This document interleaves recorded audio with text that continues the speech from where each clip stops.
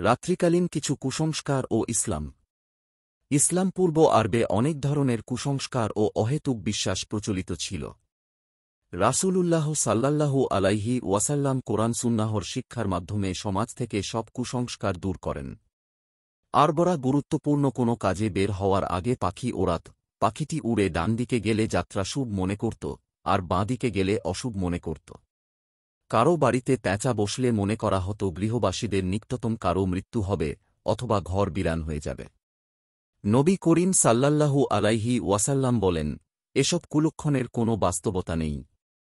বুখারী হাদিস 5707। ইসলামী জ্ঞানের অভাবে আমাদের সমাজেও নানা কুসংস্কার ছড়িয়ে আছে। অনেক এলাকায় রাতকেন্দ্রিক কিছু অহেতুক বিশ্বাস প্রচলিত আছে। নিচে এর কিছু উদাহরণ দেওয়া হল, যেমন রাতে নখ, চুল, দাড়ি, গোঁফ ইত্যাদি কাটতে নেই। রাতে আয়না দেখতে নেই। ঘরের ময়লা পানি রাতে বাইরে ফেললে সংসারে অমঙ্গল হয়। রাতে বাঁশ কাটা যাবে না। রাতে ফল পাড়া ও গাছের পাতা ছেঁড়া যাবে না। রাতে কাউকে সুই সুতা দিতে নেই। রাতে কোনো কিছুর লেনদেন করা ভালো নয়। রাতের বেলা কালিজিরার ভর্তা খেলে মায়ের জানাজা পায় না।